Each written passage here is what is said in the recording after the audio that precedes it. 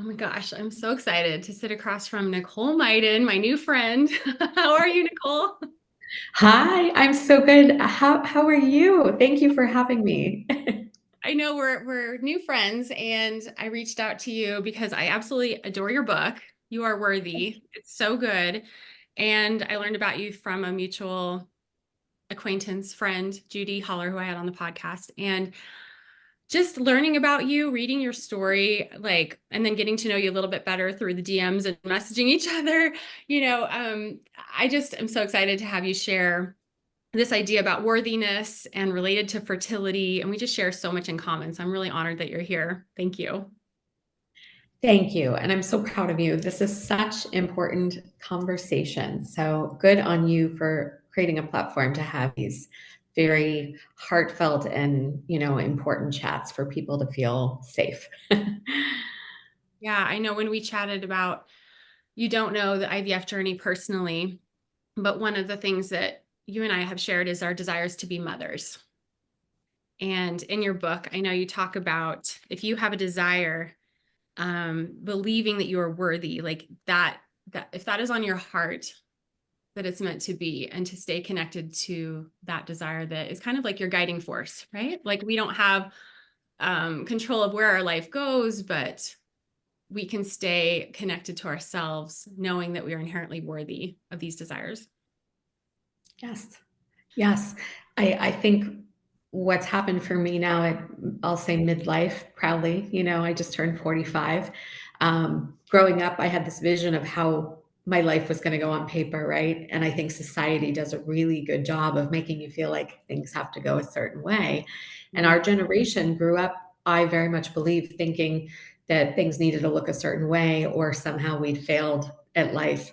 And I love meeting so many women now who are kind of in a similar place of trusting that God might have brought us through some different seasons in our 20s and 30s to experience other certain things. Maybe it was through work or relationships, or something was maybe delayed, so to speak. I say with quotes because that's all God.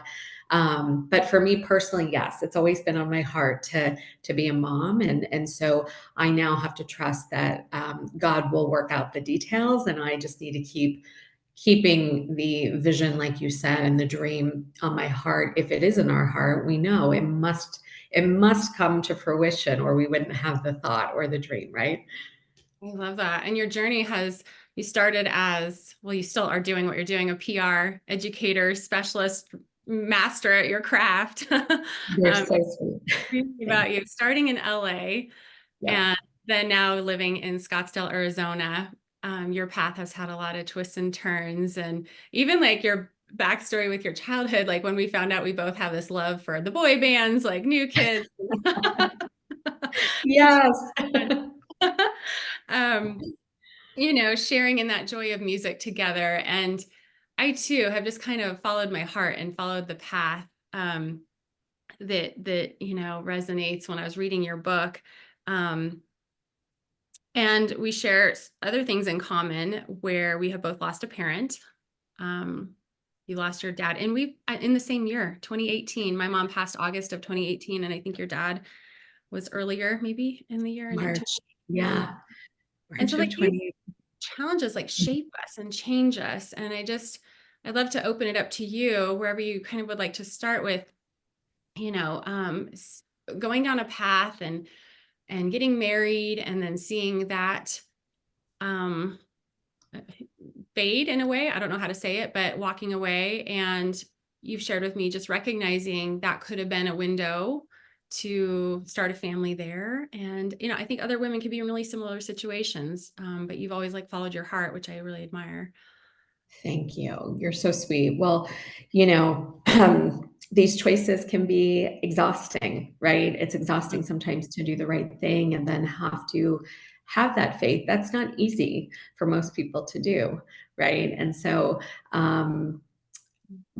essentially, yes, I grew up in Los Angeles, and like a lot of people that grew up there, we were all enamored by the entertainment industry. I had these big dreams of working in the entertainment industry. I didn't know how. I thought I was going to be a broadcast journalist. a divine intervention in college basically took me out of the journalism route and put me on the PR path. So I have been in public relations for 24 years. A huge bulk of my career was in LA. I was working with really big brands, entertainment studios, doing all the things that I dreamt of doing in a different way, but I was still involved. And, life on paper was exciting and great. And I have wonderful friends and family, and life was, when I look back now, I think that time, because I didn't understand spirituality, I wasn't connected to my soul then. I was living on autopilot, which I think most of us were for quite a bit of our life. And then, God puts you through, or you go through seasons or experiences where you are jolted to either step back and go, okay, I am now going to pause, rewire, rethink, reevaluate, or I'm going to stay in that same autopilot mode.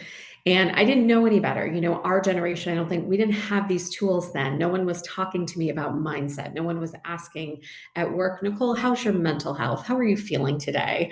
These were not conversations we were having. We were a bunch of women and men who were fighting to climb a corporate ladder, and our cortisol levels were through the roof. And we were hustling and grinding and doing what we were told and not using our voices. I mean, it was a very different time. And so I appreciate why I fell into the marriage I did and how I attracted and aligned to that situation. Now, I got divorced 10 years ago. So, really, my spiritual journey began right after that. That was the turning point for me to step back and say, okay, Nicole, what do you want? Not what does everyone else want? But to your point, I had been a bridesmaid 13 times. I'd thrown more baby showers than one should. I love celebrating people. I always grew up having these visions of these things for myself. And so when I did finally meet my person and I got married at 34, I thought, this is it. This is my window. I'm in my early 30s. This has to be it. God's bringing me my person. We're going to start that family. And I think what a lot of people don't talk about when they go through divorce, and the decision I made to do that was very tough, because I did write about this in the book. I felt like that was my window. I had convinced myself that was my window to be a mom. I never even thought or allowed myself to think, Nicole, maybe you can be a mom down the road, but it's going to be better than you can ever imagine, because it's going to come in a different way, right? I was not allowing myself to even go there, never thinking of maybe I will adopt children, or, even in my later years, I can still birth children, or I will become a bonus mom to someone amazing who has children, right? So I wasn't thinking about that. I was very much in a grief state of realizing that if I step away from this marriage, I am giving up my chance to become a mom. And it was a lot. It really did a number on me. I grieved for years on top of the divorce. I think grieving the idea of becoming a mother at that point in my life. And then I went through a major transition of also leaving Los Angeles after being there my whole life, and then putting myself in a brand new city in Scottsdale 8 years ago, and starting a whole new life over that I felt was calling me. And you grieve your identity, you grieve all the things you were in that old life. And so there was a lot of grief chapters for me. And then I started to lose very close family members. And so the last 10 years for me, I'm sitting here at 45 on the other side of a decade of a lot of grief, a lot of loss, a lot of rebuilding, a lot of proud moments of putting myself into the arena and going after so many things that I wanted to do for me, which was, building a simplified life here in Scottsdale, building genuine community, helping amazing people like yourself out there share their story, share, their missions and platforms through media coverage, which is something that I've always loved to do, and just do it in a more aligned way. So, the amount of people that ask me, do you want to get married? Do you want to have children at 45? Like, as if, of course. but I have such a beautiful, beautiful layer of trust and surrender that those things are happening a little later for me, and that is perfectly fine. Was that the soul death you talk about in the book when you and your husband had divorced? You had a soul death? Yeah. So the soul death, I feel like there were a couple of soul deaths for me in the last 10 years. One of them was this divorce grief. Again, I just don't feel like a lot of people talk about that after divorce. Like it's like, yes, you did it. So proud of you. Or, "Oh, I'm sure this is such a difficult time," but no one talks about the grief, the actual grief of it. I mean, I was in love with someone that was in my life, and then as a matter of a 24-hour period, we're no longer in contact or communication. So that is a loss. It Yeah. is a grief. And I was just supposed to be carrying on as usual. I was kind of blown away at how many people didn't understand the pain that I was choosing to heal and work through. I've spent years, working with energy healers and spiritual advisors and therapy to have a real grounded approach to all this, but also be brave enough to know that I am a light beam of a person, but I also have feelings, and I can't just wash and wipe those feelings under the rug, right? We have to honor how we feel. And I think that divorce for me was the first time that I actually allowed myself to say to everyone around me, hey guys, I'm going to feel this. I'm going to feel through what I need to. I don't need your permission to feel through it. However you feel about me is none of my business. This is my journey, and I trust and feel in my gut that I need to do this type of healing or I need to have these feelings. And I think that was also the first time in my life that the universe was like, Nicole, you're learning boundaries. This was also a new concept, right? I think for many of us, until you go through something difficult where you need that protective bubble to heal, we don't really understand the importance of boundaries. And so there was a lot of good for me that came out of stepping out of that divorce. It propelled me into this 10-year period of stepping into, I think, the most powerful version of me. And it's not because of a credential and it's not because of anything related to work. It's because of my soul getting finally connected into a place where I could just be me and not worry about the outside noise. Oh my gosh. Like mic drop. Oh my God. There's There's the TED Talk. I mean, the strength, I feel that in you and I see that in you. It's like what beauty has come from the darkest and the darkest lows, um, which is inevitable in life that we can't avoid. And Yes, how we choose. My mom always told me it's not what happens to you, it's how you react to things. It's how you yes, choose to, move yes. forward. And I love that you turn to spirituality. And in your book, you say that what a pivotal time that was for you, that you could not expect the light to come back into your heart from anything external, that it really had to come Yes. from within. And I think that is such a key point for those listening to it requires a tapping within, that no one can do this work for us. No. No, there's no guidebook for grieving or healing, it's not as easy as just, putting sage in your home and surrounding yourself with crystals. Like, this is Right. deep-rooted work that I've done for the last 10 years, and it hasn't always been fun. The soul death, it was this divorce period, and then I lost my father suddenly in March of 2018. I wasn't physically with him. My parents were living in Palm Springs at the time, and I was here. So I had so much trauma and grief and guilt over the fact that I wasn't physically there and I couldn't see him to say a proper goodbye. And that trauma lingered for me for a good 2 or 3 years. And it sent me into a very, very dark depression. And right before he passed away, my business I had built here was things were riding so high. I was thriving in my new city and I was in such a good place. And then this thing gets ripped right from you unexpectedly. And I think for anybody that's had any moment of grief or loss, there's no big or small. Grief and trauma and loss is just a lot. Mhm. And there is no one size fits all. There is no, this is how to grieve, this is how to do it. I really, really changed my life. And I was so in the thick of the grief and the trauma for so long that until I got to the other side of it, I didn't realize that I love who I've become on the other side of it. And so I thank my father every day for that. I would give anything for him to still be here. He was incredible. And, I have a very close knit family and I'm very proud of the people I come from.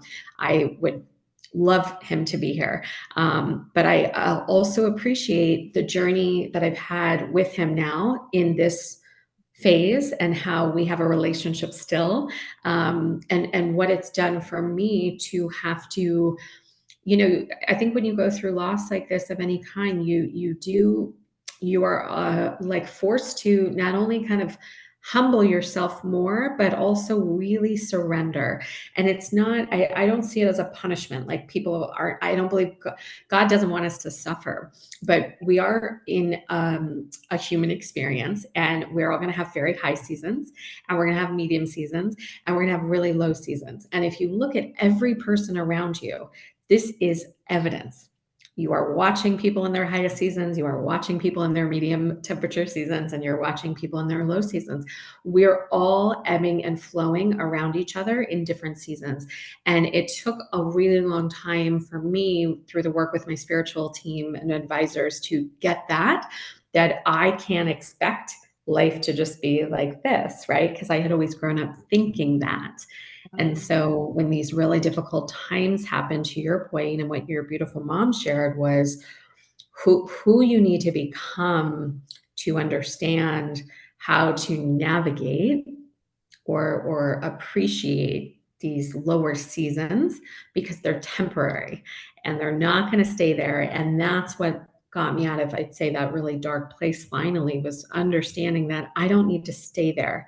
I'm going to grieve, I'm going to heal, I'm going to feel all the pain, but I am going to get to the other side of this because I have a whole lot here more to do in this life. Mm, so good. When you're mentioning about the ebbing and flowing, makes me think of a wave. And I always think of fertility challenges as a wave. And I think this applies to entrepreneurship. You say in your book, it's like, this is life school. We are being a business owner, and it is like one of the biggest teachers of my life, navigating through running a business. What I went through on my fertility path was riding a wave, and we're doing it every day in whatever profession you're in, whatever season. We're, like you said, it's we're all navigating through different seasons, and this wave, the riding the waves of uncertainty. You understand Yeah, that? I think that's it. People, right? Our generation, I think everyone grew up like, oh, get that corporate job. It's going to give you security. Meanwhile, half the people I know in corporate jobs, God forbid, and you don't want to see it happen to anyone, but they're also getting let go of these jobs. And so, I chose to follow my heart and work for myself after years of working for other people. I will tell you, yeah, there's no certainty in any of this, but I think that those of us who step into this uncertainty, like Mhm. when I say I love who I've become on the other side of this, when I do get married and I do partner now with somebody, I feel like I have so much to offer Yeah. somebody in a different way, not because I wasn't worthy of it before, because that's, I say you're worthy as you are. We don't need anything else to validate that. But what I mean is that the level of uncertainty that I've sat in and the level of riding that wave that I've sat in makes me more compassionate. It Mhm. makes me a better listener. It makes me have more grace for people, right? And I think the earlier part of my life, I felt again like I might have thought I had all those things, but I was living in a very different type of energy, and so I think there's a lot of beauty in these difficult seasons, even though we don't want to see anyone go through them. But if you're willing to honor, what can come of it, I think it's a beautiful thing. And I've been single the last 10 years. I haven't remarried yet. That will come, but running a business as a solo person and navigating loss and grief and just all the things, for all the people who are out there single in your audience, like, you just, I hope everyone is brave enough to just follow their heart. And, obviously our friends and family want the best for us. They all want to see us, married and have families, but God's got his own timeline. And so, when I go to weddings now or I'm at functions and people come up to me with, I know the best of intentions, just Mm, say, oh my gosh, why are you single? Don't you love want the to be question. married? Me too. Don't you want to have children?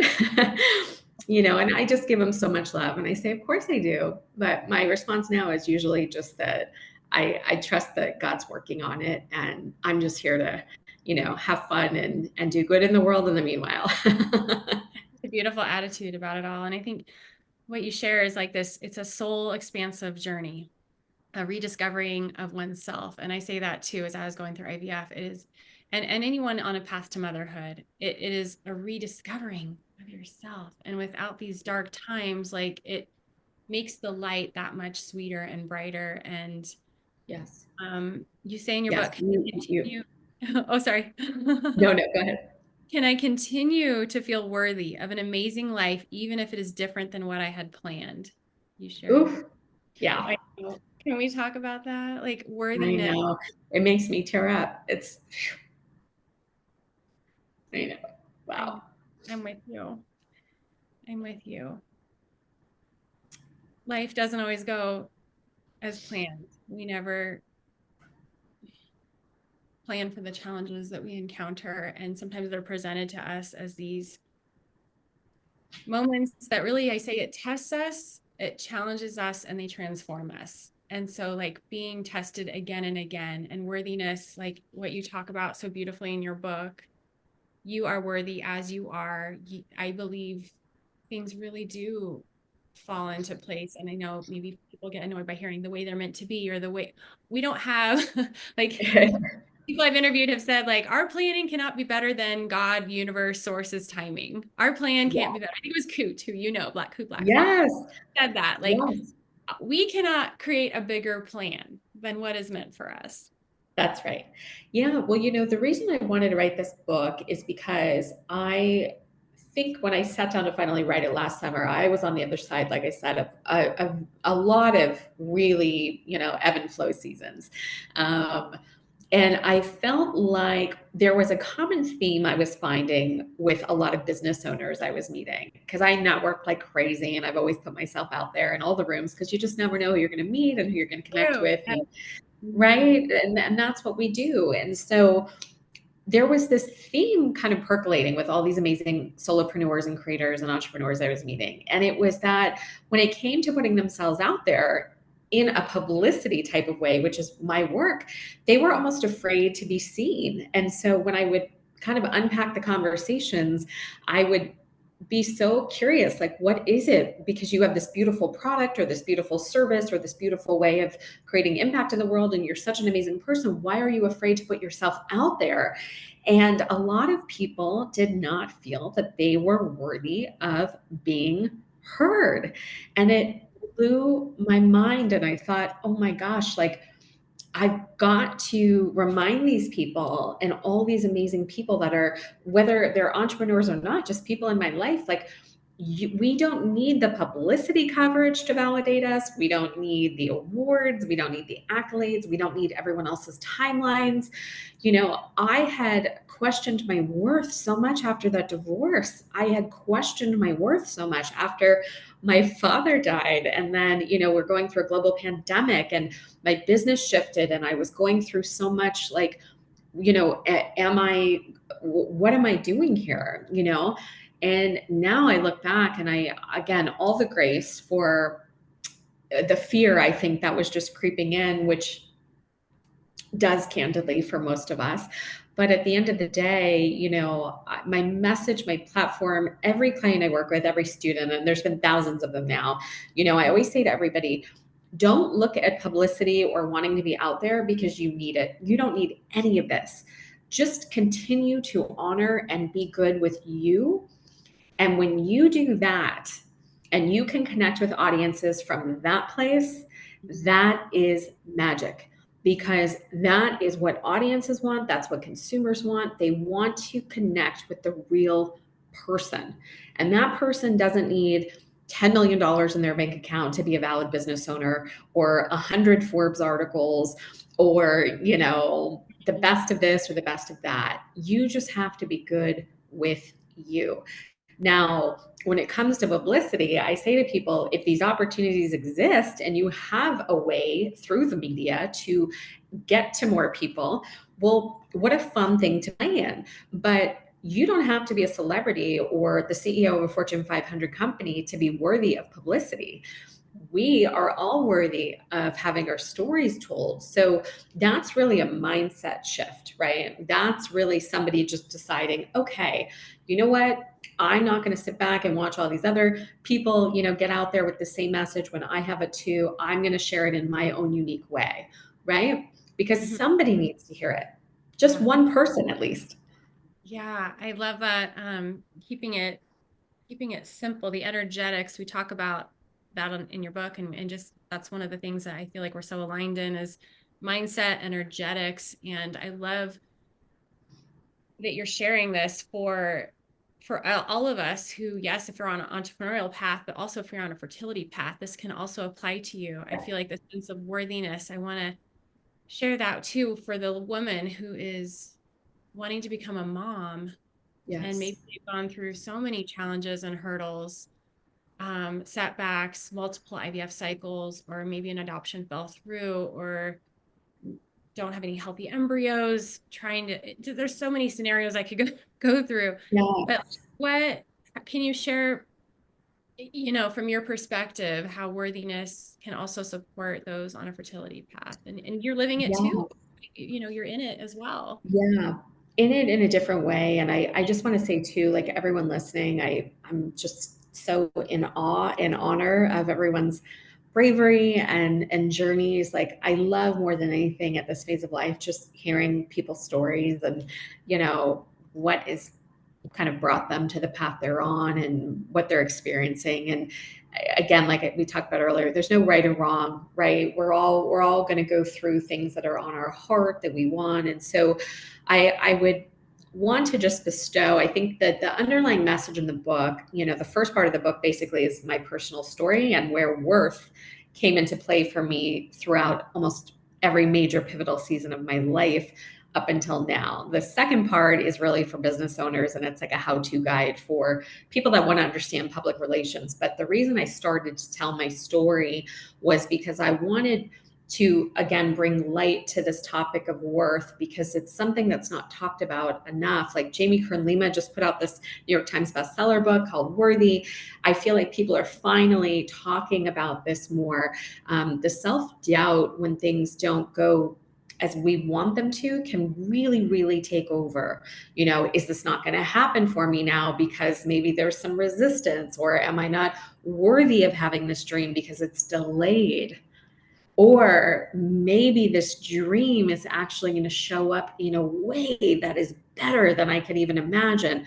But I'm so stuck on thinking it has to go this way that I'm not allowing myself to maybe surrender to enjoying the process. One of my dear friends, he's a great online, I don't want to say guru, but he's a beautiful voice online on Instagram, and he shares beautiful, soulful messages every day. And he always makes a point to remind people that God's hands are at work in all of this. And it doesn't matter what religion you are. This is not a religious feeling. I'm open to all, but when I say I'm spiritual, I mean that I see God working through my life now because I'm open to it. I think the old Nicole, again, I was so programmed and I was just living off of a to-do list, that I never sat back to really surrender and watch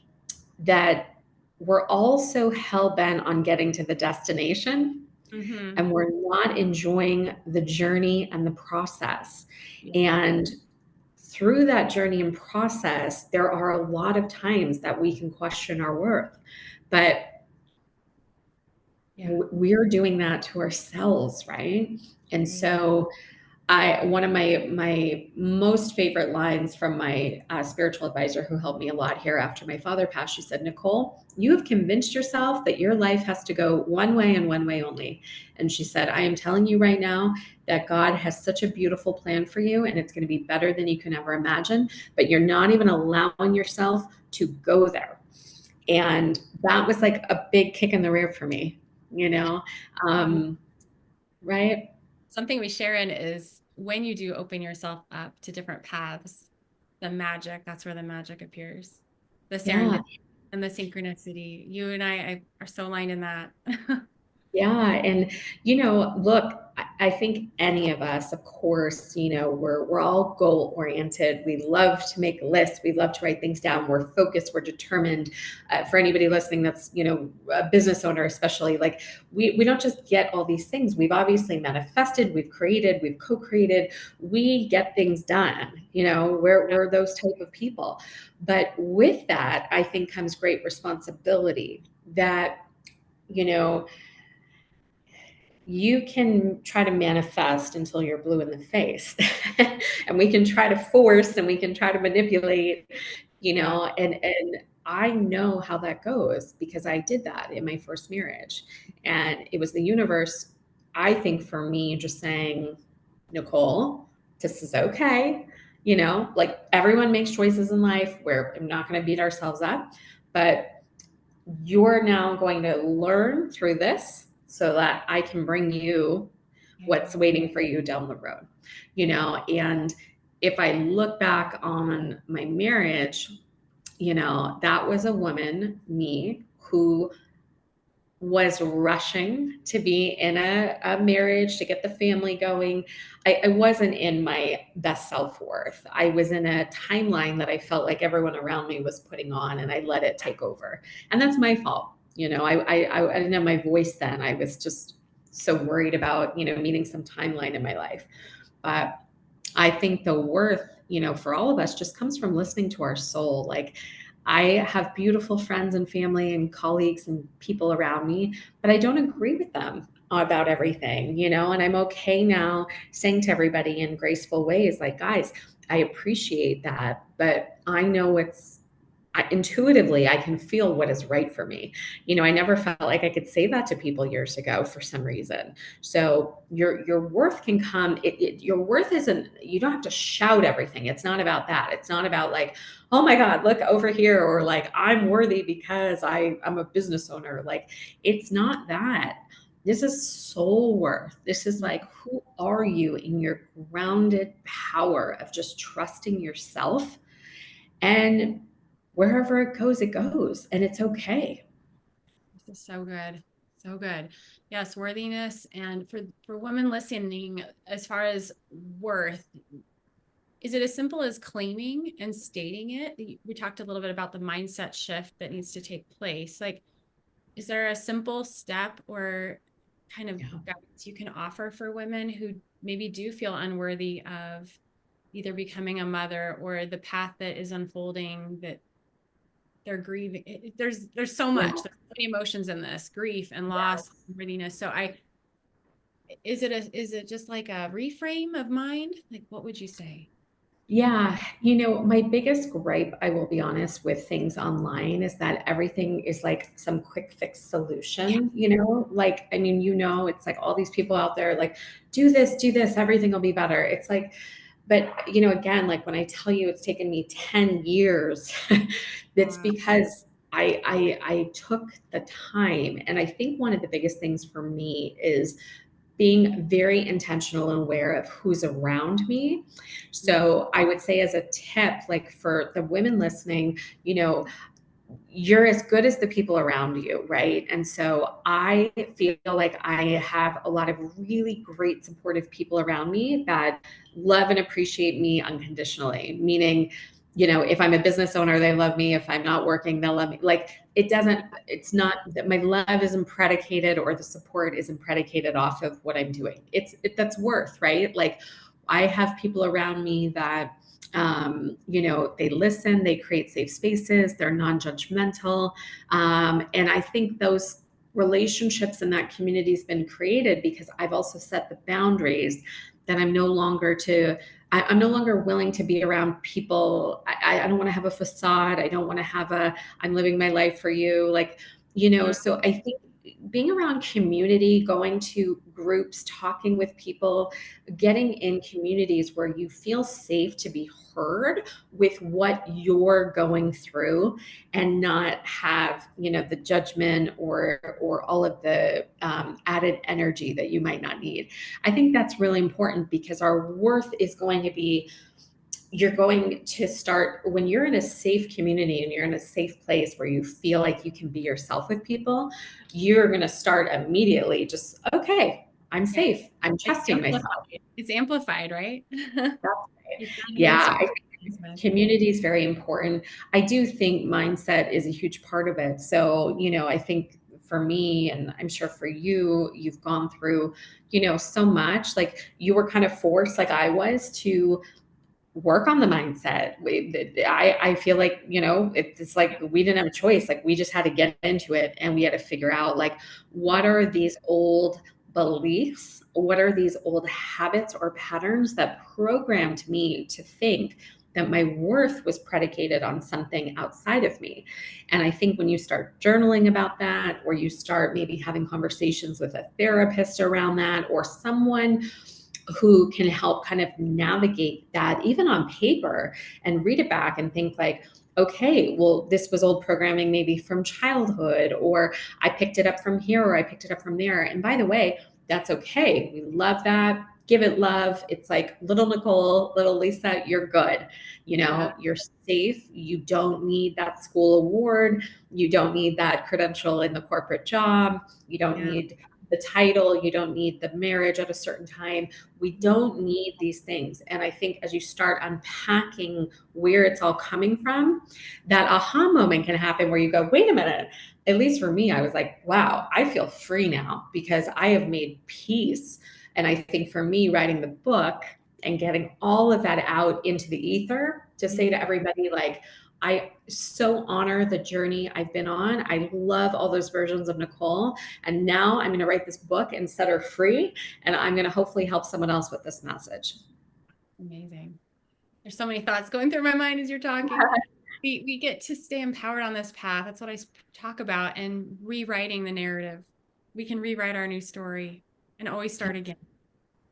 That's right. And I'll say this too, and I know that we're coming to the end, but it's very easy for us to sit in these stories or narratives too of the difficult seasons. Like I did it, and so I freely talk about it. Like I was in grief energy for so long, and I was feeling so much that there was one day I remember I woke up and I was like, girlfriend, like we have got to stop. We've got to stop. Not because I don't want to spend years honoring how I feel. My feeling with grief is that it never ends. You carry it with you every day. But I think what happens over time is that the more you've healed or the more you're honoring the person or the situation, it just becomes part of you and you move through life with it, not like against it, right? And so I think the peace I've made with grief in my life and loss and all the things now, I feel like I'm sitting at a level of freedom that I want so many people to feel. And you have to honor those difficult seasons, I think, to get there. And it might be years for people to get there. It took me years, Yeah. like I said, there's no right or wrong. Yeah, it's no right or wrong. But for anybody out there listening who is grieving, I feel you. And I know that you've created such a great community here of people to not feel alone, which is so important. Thank you. Yeah, we can only go through it, right? And as you're navigating through your desires to become a mom, I know right now you're very open to however that could come to you, correct? Like Yes. whatever. I Yeah, am now, but 10 years ago, no. you weren't. Yeah, I mean, just Yeah, it's tough. I don't think this is talked about for women or men much at all. I know a lot of amazing people around my age who are still single that very much want to be parents. And, you know, they kind of grieve about it behind the scenes because it's just not something that's really talked about. And so I'm grateful we're able to shed some light on this also from someone who is single. By the way, there's plenty of people I know out there also who are single or married that just don't want to have children. And that's also beautiful. That's their choice.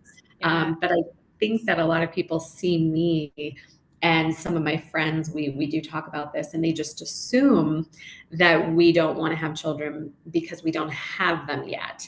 And so that's an interesting thing to kind of, you know, receive from people. But I when I do say to them, like, I'm very excited to see where God's going to take this, and I share my joy in the process of where it's going to go, they're like, oh my gosh, like it's like their energy shifts because they don't feel bad. They're like, wow, yes, she's open to wherever it's going to go, you know? And no, little girl Nicole, you know, I was going to be married by 30, have 3 kids, the white picket fence, all the things. Yeah. Um, We have the plan and it, oh my God. yeah. Can we just But, throw you know, it? yeah, it's okay. And for anybody out there who's listening, you know, yeah, timing is it's okay. You know, there's still so much to look forward to, and yeah, it's going to be a whole other book for me to write at some point, right? Because I know I'm stepping into a whole other chapter and season of life with wherever this is all going to go to, right? With my personal journey, and so I think you're doing exactly what we're here to do is you go through life and then you're supposed to share your learnings and your teachings, and that's what you're doing with this beautiful platform. And I think a lot of us, that's what we're here for, you know, to just share on the other side of a lot of this wisdom and learnings. I'm so grateful to know you and just be connected and hear Oh, all you're a this light. I appreciate you. You're wonderful. so much. And I will include how people can reach you kind of in the show notes. And are there any final things you would like to say? Any, what you're creating is so needed is in helping us and helping others, speak their message. I know your book has had a great impact on me. And Oh, thank yeah, you. just Well, yeah, the last thing I would just say is that, you know, don't be afraid to share your story. I mean, that's what this is all about, right? I don't care if you're what season of life you're in, your story is worthy of being told, and you don't have to wait for some perfect bow or some perfect ending to do it. And that's the theme, right? The worth. It's just we can't keep waiting for this perfect moment to happen. We have to share as we're going through things. So just honor and know that you're worthy as you are. You know, that's it in a nutshell. And that, you know, people will resonate with that, and who you are is wonderful. good. Gosh, you're amazing. So your website, NicoleMyden.com, and you're on Yeah. Instagram and any other Yeah. places you like to hang out? Anyway, oh no, pretty well. I would say for me, the most things I'm for business, yeah, definitely Instagram and LinkedIn, and then my website and the books on Amazon, and that's it. And just always here to connect with great people. So thank you for giving me a chance to have a very important conversation with you. I love this so much. Thank you, Nicole. Yeah.